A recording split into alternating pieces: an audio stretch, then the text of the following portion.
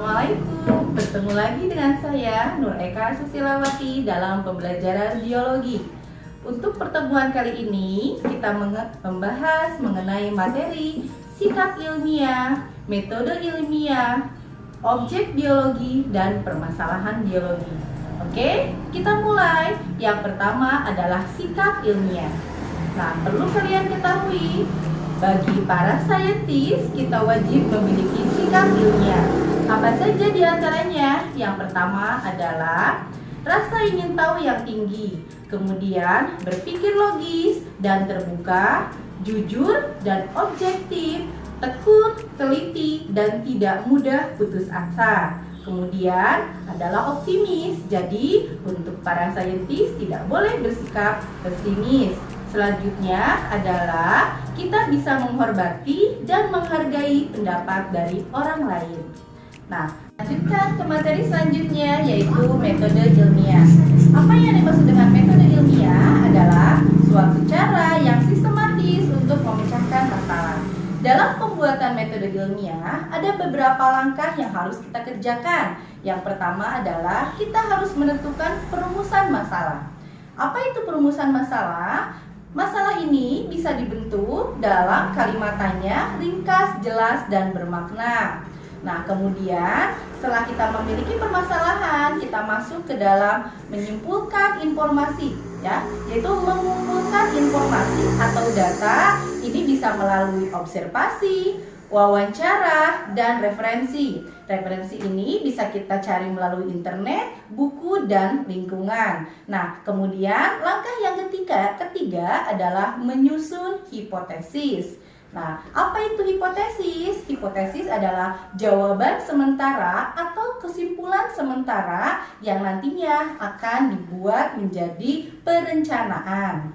Nah, kemudian setelah melakukan hipotesis, kita masuk ke tahap keempat, yaitu melakukan percobaan atau eksperimen. Nah, pada percobaan ini, ya, dalam percobaan itu ya, terdapat variabel bebas dan variabel terikat.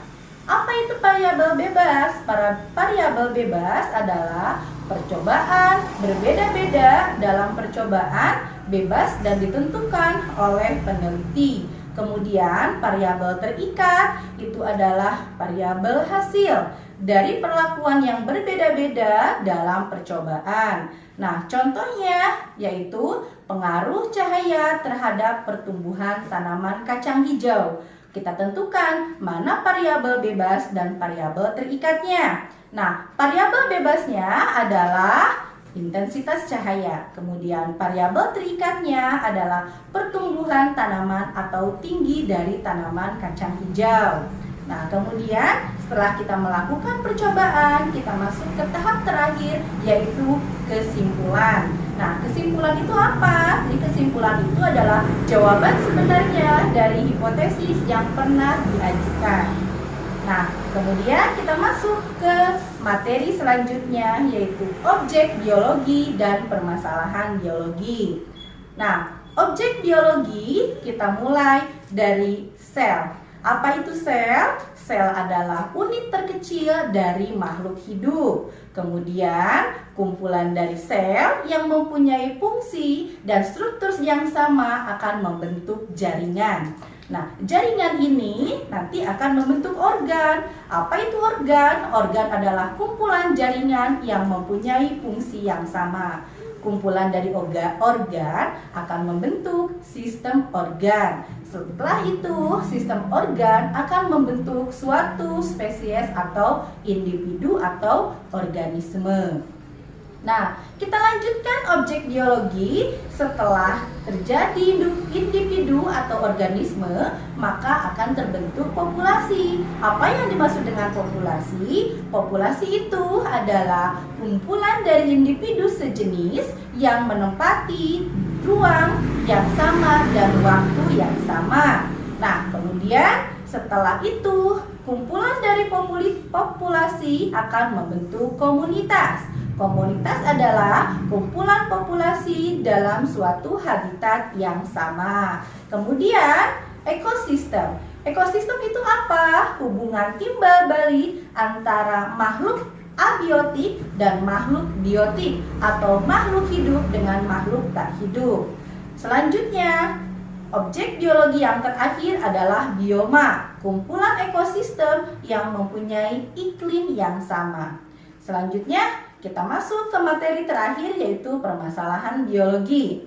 Nah, tentunya permasalahan biologi itu sangat banyak sekali. Contoh yang kita bisa lihat sehari-hari adalah pada struktur terkecil pada makhluk hidup yaitu sel. Kita lihat di sini permasalahan di tingkat sel. Contohnya itu adalah pecahnya sel darah merah akibat adanya infeksi virus ataupun bakteri. Kemudian permasalahan pada tingkat organ, ini contohnya adalah reaksi penolakan tubuh pada manusia terhadap transplantasi hati ataupun ginjal.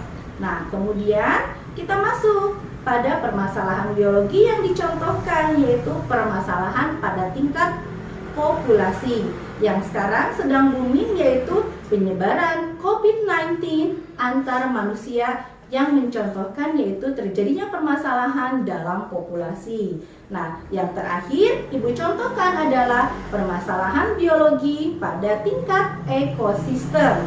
Nah, di sini apa contohnya? Yaitu penggundulan hutan untuk perkebunan ya, yang akibatnya adalah mengancam satwa liar dan menghilangkan biota alam yang ada pada hutan tersebut. Nah, untuk permasalahan yang lain kalian bisa cari sendiri ya, kemudian kalian kaitkan dengan kehidupan kalian sehari-hari. Untuk materi objek dan permasalahan biologi Ibu akhiri, kemudian pada pertemuan selanjutnya kita akan masuk pada materi keanekaragaman hayati. Sekian dari saya. Wabillahi taufiq wal hidayah. Wassalamualaikum warahmatullahi wabarakatuh.